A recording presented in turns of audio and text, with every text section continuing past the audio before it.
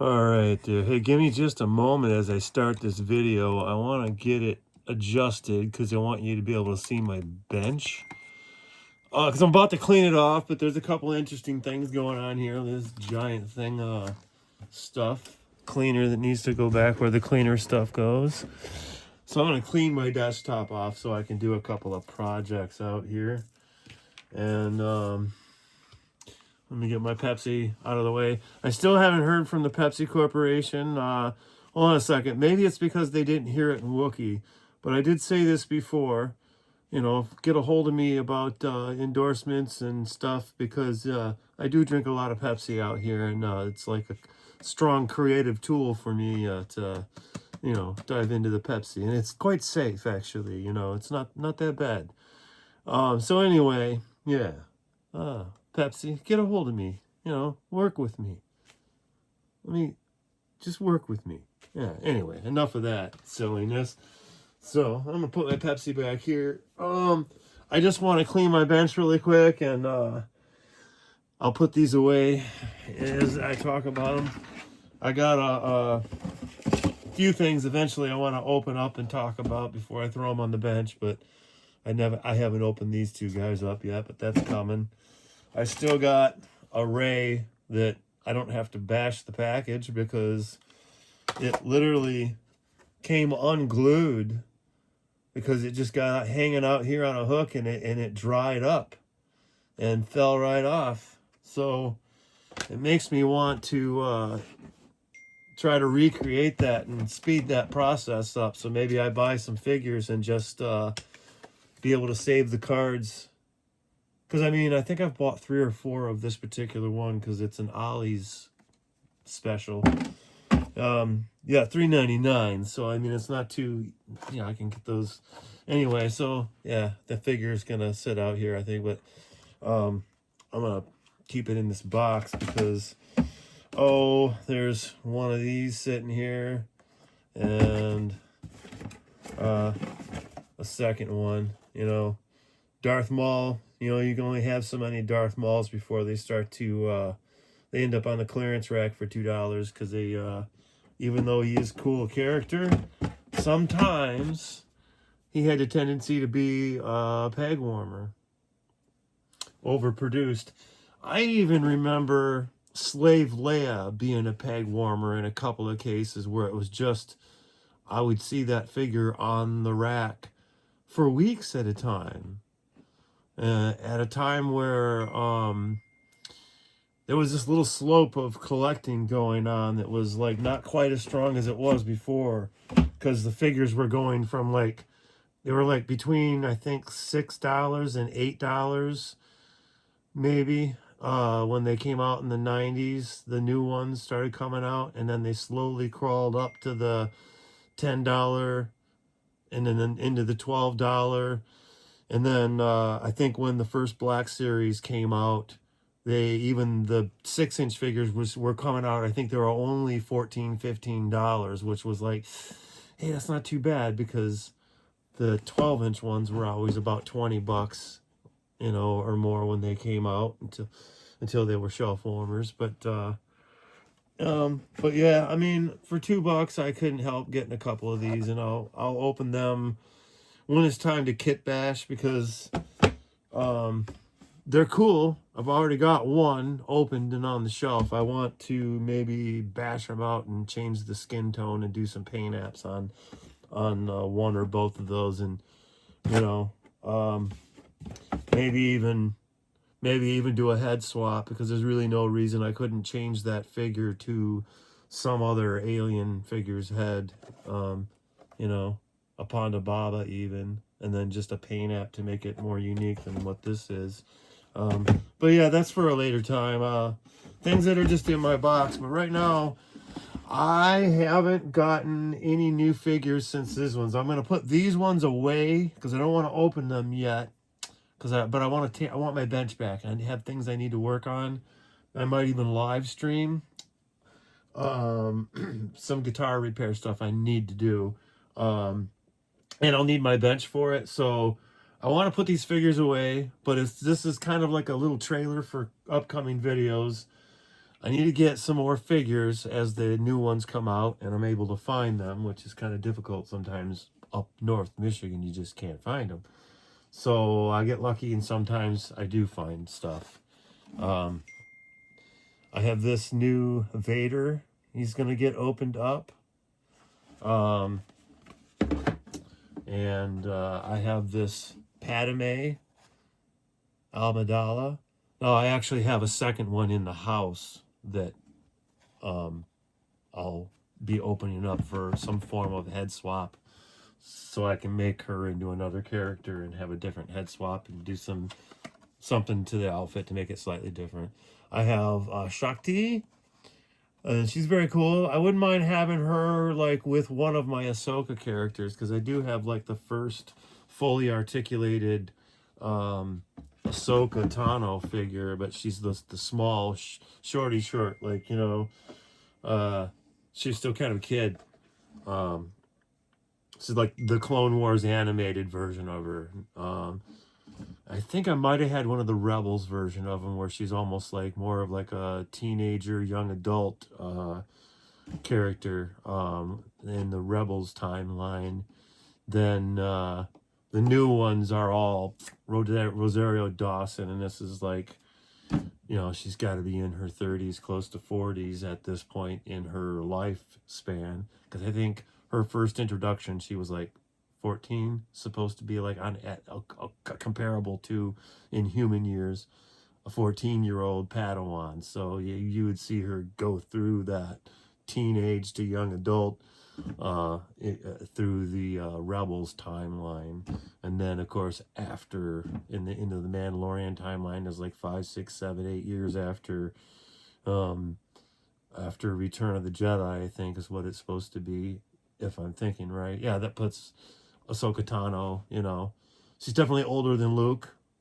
She might be closer to Han in age-wise, but that would be cool to have that old Ahsoka Tano figure next to Shakti, being that they are the same species. That is what Ahsoka Tano will eventually grow into as she gets older. Her head, tails, and horns will increase in size and be more like Shakti is, and then that, if you ever saw the episode of the one that showed an animated version of Ahsoka's mother when she was just a little one, that was cool because it showed the Tigrudas and their ways and stuff. That was kind of cool.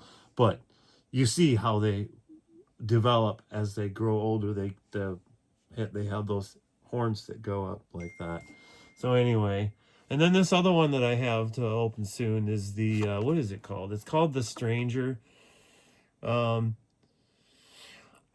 Now, I wasn't a huge fan of the Acolyte, but I did watch it. I mean, it was okay. The lightsaber stuff was really cool, but some of the stuff leading to that was, and then I don't know. I had mixed emotions about the Acolyte, but I love the action figures, so it doesn't have to represent how I feel about the series, whether I liked it or hated it. I just wasn't in love with it, but I'm willing to throw the dice on the action figure and see if I can fit it into my world of crazy things that are going on my shelves.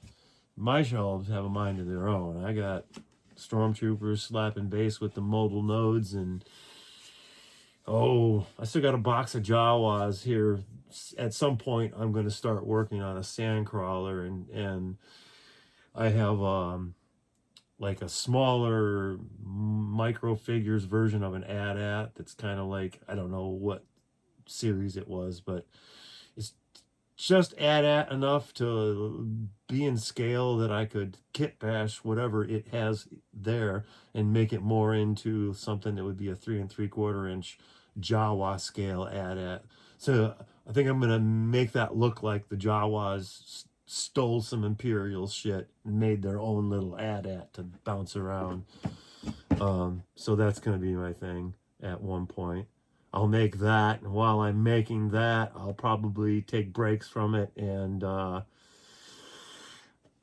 have to take an action figure out that 3 3/4 inch, and I need to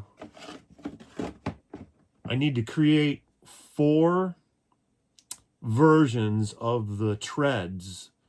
So the tank treads, when they built that first Jawa sandcrawler, the base of it was, they used tank from actual like tank models, and they used those. They just kit bashed them, which meant they just put together what they needed to make it look like what they needed to look like, and then that's it. That's what they had. And then, so yeah, there was basically 1, 2, 3, 4 tanks underneath of that Jawa sandcrawler, and that was how it was able to go all over the desert through all that terrible terrain. So at some point I have to put some Jawas out in an action figure and get my scale together and build my first tank tread, and then I'll get that one done, and then I'll learn about the process of making it on that particular project, which will get me closer to building the second one. Because when I do this, like, I'm literally going to make the treads out of a black plastic, and then I'm going to make the bulk of it out of a white Lexan that's like really strong and durable and will hold together a very good platform for everything. And then, because it will allow me to get back in there later and maybe put some little motors in there and hack into it and wire it up to be able to make this sandcrawler actually move. But I'm not going to worry about that now. I just want to be able to motorize each one of the wheels if I do decide to make it an actual sandcrawler. You know, it's a possibility that it might happen. But I want to make it big enough to park all my Jawas and Jawa related stuff and some extra droids and stuff in there. And yeah, and I want to have that little mini ad. Actually, I'll show it to you. Things I'm going to be talking about in kit bashing this year.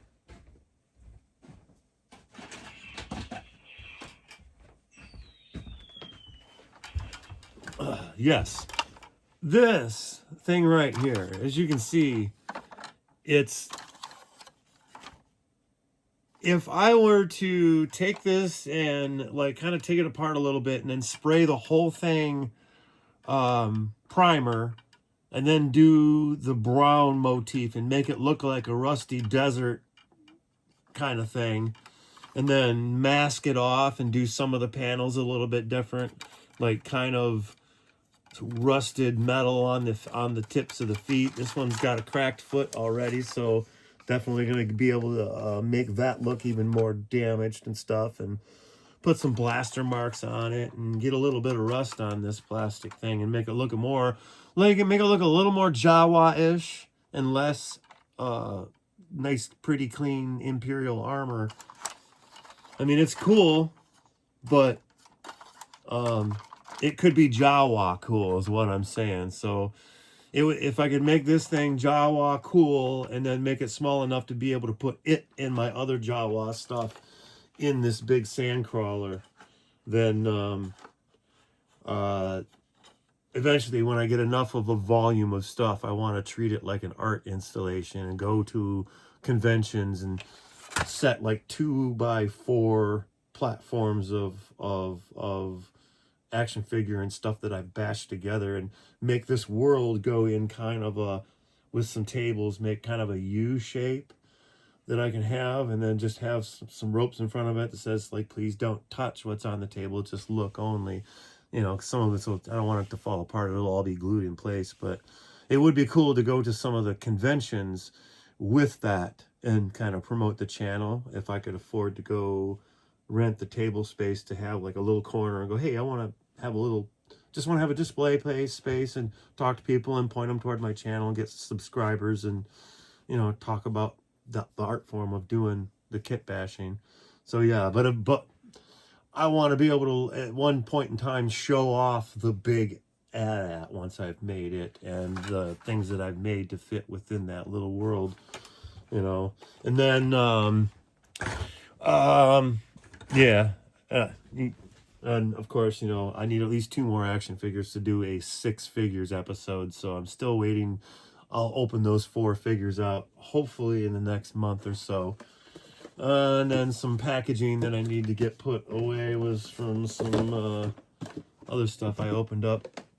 But I can get all this tucked away in the little blue box.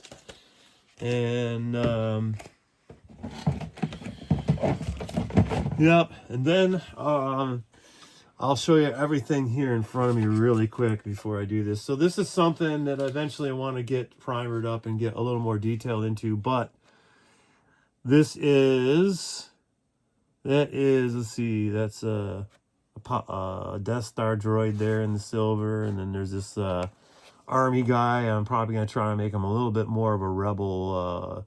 I want to mix him in with my rebel guys. But right now I got him in there. And then there's this guy, which is Ricky. That's Ricky. And then this guy right here is Rick. That's Rick and Ricky. And it's, you know, call them what I think they would call each other. You know, I think this guy in back here is kind of a smart ass and a little bit disrespectful and calls this guy Ricky sarcastically. And then this guy probably calls Rick other things like Rick. You know what I mean? He probably has that kind of attitude. That's what those 2 action figures remind me of if I was to like animate them and give them their own personalities. And this little droid right here, you know, I just think he'd be kind of a prick and a little bit annoying. You know, kind of like, I don't know. He just seems like he'd be a little bit of a, you know, standoffish kind of a prick of a character. Anyway, but this needs to not be on my bench because I need to not cater space to it. So give me a second. I'm going to put it away.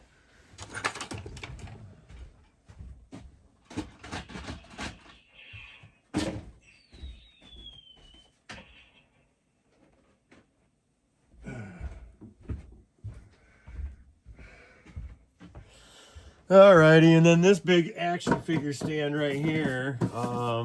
That in the backdrop. I like having this backdrop, but what I'm going to do is I'm going to move this over to another table that's actually behind the table that the camera is currently on. I'm going to use the back half of that table to put this together, and I have a couple other action figure stands that have like a rubber, they're spice racks, but they're great for putting action figures because you get a little bit of space between them where you can see the whole thing. It's much like this, little steps. It's good for displaying a lot of that kind of scale stuff. So anyway, but I'm going to move a lot of this out of the way, and I'll chat a little bit. Hey, I want to shout out to Gray Cloud. We've been doing some live streams. So, well, I ended up getting on the phone with him a couple of times and talking about a bunch of stuff. And, you know, it's just kind of a reach out and see how somebody's doing beyond, you know, liking their posts on Twitter or that or whatever. So we became friends roughly about a year, roughly. And then I see him on YouTube every once in a while doing this thing. I'll watch a little bit of it. I don't follow all of it, but like, you know, some of it I can follow along with, and so on and so forth. And then back and forth and chatting on through Twitter in one way or another. But anyway, we decided to do a couple of live streams. And so I have since gone and gotten my account started. In about 24 hours, I'll be able to use my YouTube app channel to do live streams, which will be cool because then I'll be able to come out here and do like what I'm doing right now. I could do it in a live stream. And then I have an iPad and a regular computer over there that if I need to, I can run over there and hit the chat room and say something. Or at some point, if I get a laptop that I can have out here, then I could just have the laptop somewhere off the side and go, oh, I'm going to pipe in talking to the chat room kind of thing. I want to be able to take care of it and do that because that's one thing I'm missing right now is I'm on my phone doing it. or even on the tablet doing it, it's hard to see the chat room, and I haven't figured out how to chat back. So I have to be on the channel on another device that allows me to see the chat room and be able to, like someone's comment and respond to them directly and get the right at so-and-so and how to make it stand out all that way. I'm not good at all that. I'm trying to get better at it. But Grey Cloud was talking about that. Like, he feels like he's getting better at like managing having multiple people on a live cast, and because he can see the chat room, but I haven't been able to get in. There's two chat rooms. There's an open chat room where you see everybody who's watching the show, but then you can do a group chat between the people that are hosting it, and you can type in there and tell somebody, hey, let's move it along. We're taking too much time talking about something. And, I think the creator of the particular chat, like, I was invited into a chat with this other person, and other person joined, and another person joined. The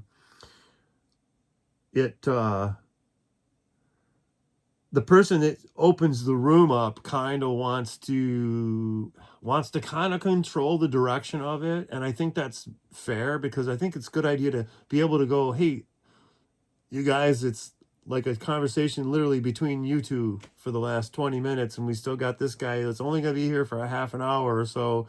And we haven't seen any of his work and that kind of stuff. And, yeah, Grey Cloud's, learning how to manage that and make sure that everyone's representing everybody equally in the time of the 4 or 5 people that are in that room. You might have a comic book artist, and then another one is an AI music generator, and Grey Cloud's like a writer, and he has like several topics that he covers in different video formats and stuff on his YouTube channel and other social media stuff too. So anyway, and then oh god, so the other one was comic book artist, the music producer, and then of course everybody has a second or third job of some sort on top of that, and then whatever. But anyway, yeah. But his most creative part of those recent conversations was being the one to host, getting one-on-one with somebody, and then bringing another person into the conversation, and you're literally being introduced to new people. And then there's like a lot of people, so there's like 4 people in a room talking about some subject matters. In this case, it was like talking about their artwork, or in some cases the YouTube channel that they're making in general.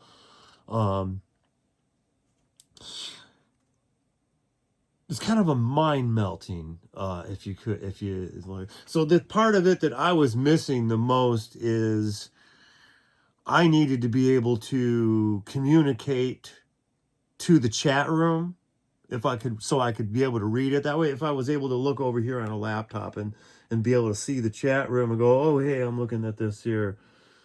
So-and-so said they had a question, and this question, actually, this is for you, Grey Cloud, or actually, no, this is for the music guy here. What's your name? We had a guy named William who was doing music, and we had a guy named, no.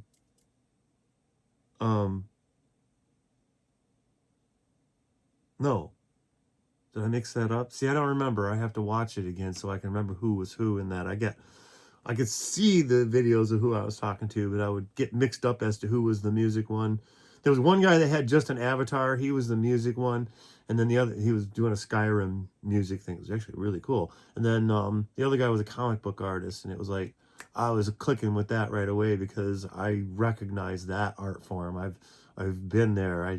I tried to do that, and I was not anywhere near as capable as what this guy was. This guy was like making me a little jealous of his skill sets. Both of them were, actually. Even what the one guy was creating with artificial intelligence software, it was still like, man, that for me to do, I would have to spend a couple of days learning that piece of music and then go in a studio and have at least an hour or less is what you get to go in there and cut a track, a typical track. So you got maybe a couple hours, but um, I've gone in the studio and laid down bass tracks. I think I did 5 tracks in an hour and 15 minutes. I had played some of the pieces of music in one form or another at a singer I worked with, and either played them at her house on the acoustic bass just to learn them, or maybe at an open mic, or you know, setting up sound check, kind of fiddling around with something. And I go, hey, play 2 of your originals that I haven't heard. I gotta go lay bass tracks down. That kind of a thing. And I go, oh, okay, I know what it is now. Okay, oh, I can go. I'll do this. I'll go in there Tuesday and put those down. So that kind of stuff. Like, that's the last time I went to the studio. I went downstate, did some stuff. Coming up north, I stopped in Saginaw, went in the studio, laid 5 bass tracks down. Took my fretless 5 in there, and then took my jazz 5 in there. And producer and I always, he likes P bass, but he doesn't like jazz bass. And I'm like, yeah, just let me do my thing. And he was like, okay, you convinced me. Jazz basses don't suck. He's like, you're getting some really good tones out of it, but he's like, you're very comfortable on the instruments that you're comfortable on, so, which does help. But anyway, but yeah, my experience with producing music was completely different than this. This guy was writing lyrics about the Skyrim world and stuff, and then he makes the music, and when he's got a piece of it done, he has it playing while he's playing Skyrim so that other people on Skyrim can hear what he's listening to, which is really cool. I was like, because people will watch people play a game, or if it's a multiplayer game, you've got like things like Fortnite where you can be in there playing your game with your headphones on and have your own music going, and then, you know, as you're playing a game, you can go over and click on somebody and go, oh yeah, what are you jamming out to? Oh, check this out. And then, oh, hit the thing, and you can get their audio, the music that they're listening to. Oh, what is this? Oh, it's my music. That's what I like to listen to when I playing this game, blah blah blah. So, which, yeah, that's completely amazing that you can use AI to create such amazing music. I mean, I know it's all in the prompts. My bandmates, they do the posters for our shows. I used to do that stuff years ago, but I'm not on Facebook anymore, and I just don't feel like paying $40 a month for CorelDRAW to sit there and do layouts and stuff and be that ankle chained to a social media program. It was kind of interrupting my life, so I got rid of Facebook and I stopped doing all the advertising for everything. So not as much graphic design taking over the time I would rather spend playing my bass or singing something or practicing something. Anyway, that's a long story there. I don't know where I was going with all that, but I'm out here cleaning my desk, showing a couple things off. I want to make enough room to clean my basses up. I have 4 Ibanez Roadstar 2 5-strings that need to be tore down, cleaned up, scrubbed. The beer needs to be scraped off of them. I'm gonna flip them over, open up the electronics, and change the output jacks on at least 3 of these basses. I have a white one, and then I have a one that was all black, but I was able to get a red, fire red, sparkly red body to throw on it, and it immediately reminded me of my old ebony fingerboard Samick bass that I had back in the early 90s. It had a PJ, volume, blend, bass, and treble on the knobs, and man, it was cool. And it had the ebony, so it was really bright, and I'd put the skinny strings and be spanky as hell on that thing.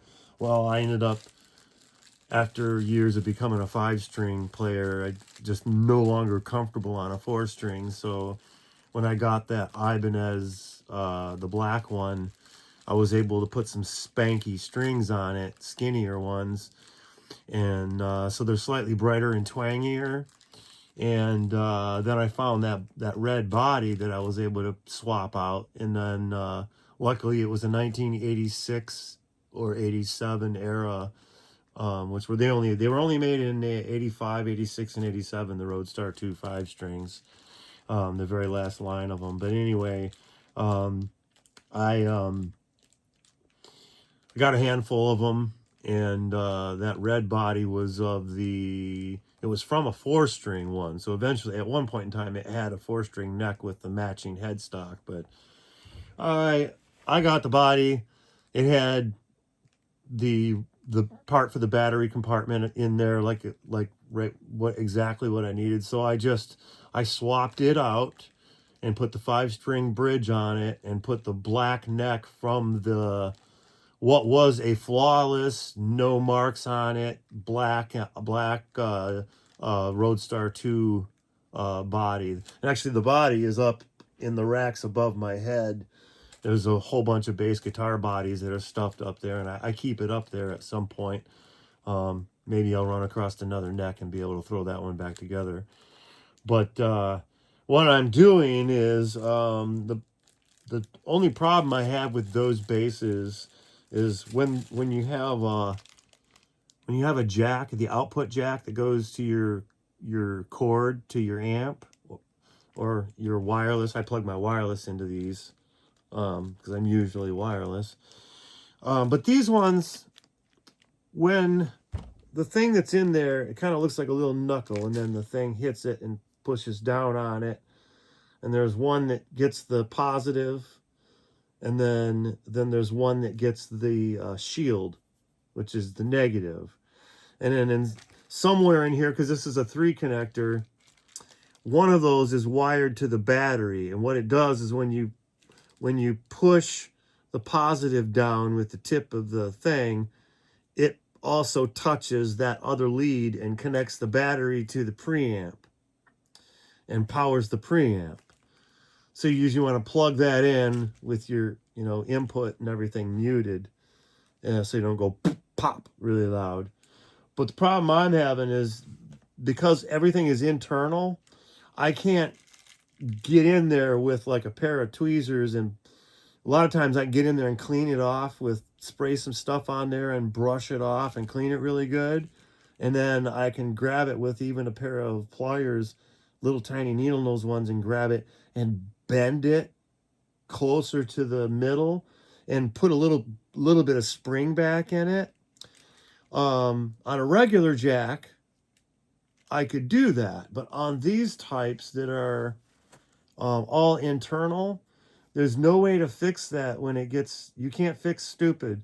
There's nothing you can do about that. When it's dumb enough not to be able to connect and stay on, what it starts doing, you're playing, and all of a sudden it's going,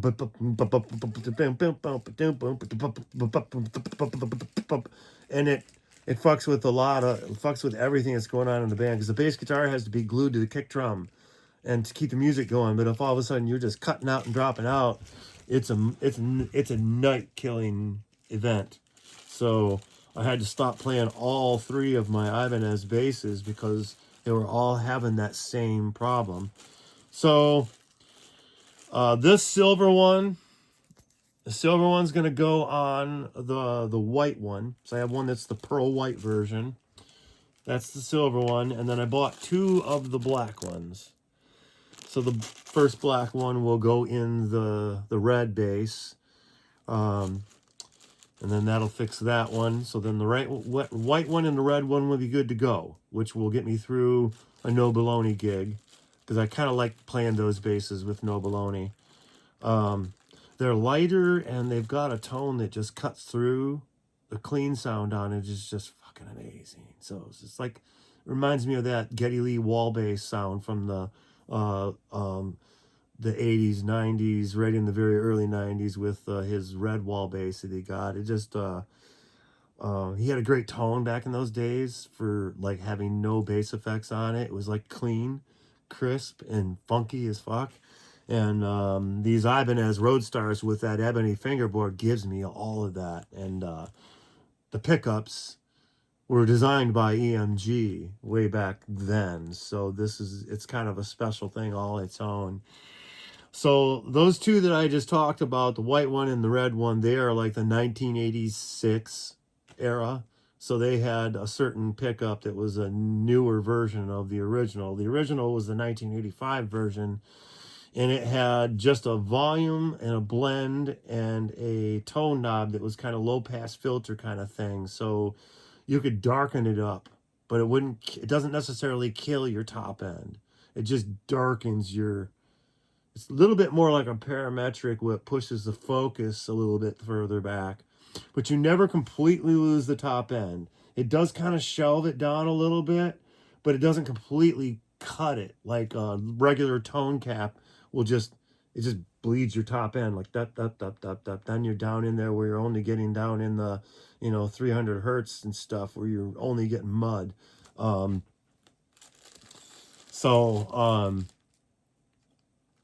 Yeah, but anyway, that's the 1985 version I have. It's a little bit louder pickup, so I have to be careful when I'm using it. I have to make sure I'm not using my SansAmp or my EQ pedal. If anything, I might hit the compressor and just get the compressor that night adjusted solely for that particular bass, so that it's not hitting my amp so hard that it's killing everybody in the band, for it to be, because it'll just become super loud when I go to the 1985 version of it is much louder than the 1986 version. So yeah, at some point I need to solve that little issue in my live rig so that when I do go to the 85er, I can bring that input volume back a little bit, because I like go full up on my volume on the bass, and I usually don't use any preamping on it, and I usually have the tone knob wide open. And then but I kind of want to tune this Ibanez bass though, this other 5-string. It's a bass that I put a fretless neck on. I took the original neck off of it and gave it to a friend of mine, my singer's boyfriend. It was actually her bass that she had given to him, but I was working on their neck, gonna refret it, and I just was having a miserable time getting the correct frets for it, and I ended up turning it into a fretless neck and putting it on my own bass. I bought the 1985 that was identical to the bass they had. It took me 4 years to find one, but I finally found one. And as soon as I got it, I took the neck off of it and went up in the loft, and I got theirs down out of a box with it was in its road case and everything, and all the parts were in there. And I tore mine apart, put that neck on theirs, and got all the best tuning keys together out of both of those basses to make sure the blackest of cleanest was ready to go. And then cleaned theirs up as best as I could, made sure it was working like it should, and got it back to them. Like it took me, I had it from 2014 all the way up until the summer of 2018 when I finally got another neck for it. They're not easy to find. And they're getting more expensive, actually, because I keep my tabs on them, because I'm kind of trying to collect a couple of them because I like them. But anyway, that's and then I do have one more that is a 1985 that's a 5-string. Somebody did a bunch of their own kit bashing on it, so I'm keeping my eyes for what they did is they plugged one of the 5-string holes and made it back into a 4-string. So they swapped out the nut and they put a badass bridge down there, but then they routed out the body to countersink the badass bridge into the body. So it's permanently a Roadstar 2 4-string because of that. I'm not going to build that back up and go backwards with it. But I will find a 1986 4-string in that pearl white color, and I will tear that bass apart, put the 4-string neck on this one, and take my 5-string neck, drill the hole back up, back out, and resurrect a 5-string, because I have an extra bridge and extra saddles, and I can totally recreate that 5-string if I get a 1986 Roadstar 2 4-string to do it with. And it's just got to be the 85 version, because there's a certain route pattern on the pickups. Because when I do that, I'll take the pickups that are in that bass out and swap them out for the 4-string, because the 4-string version might have pole pieces and it might not have the preamp. So it might not have a battery pack, so I might have to cut a battery pack in there for it. But I can take the pickups that are in that 86 4-string and move them over to the other one, because the route is identical. Some of them have pole pieces where they have the P-bass pickup thing showing through, and then some of them just have like the pole pieces, and like sometimes it looks like 2 jazz basses going across there, or sometimes it's just pole pieces under it. They're all just a little bit different, but I've seen them all before at one point or another. I remember them in the 90s when I started playing. They were all over the music stores. Everybody had a couple of them here and there. But yeah, it was years later I really got into those 5-strings. So that's one of my things I'm going to be covering on the channel. And so like and subscribe, and I'll catch you later. Grey Cloud's on the phone. I'm going to see him. Hey, I'll catch you later.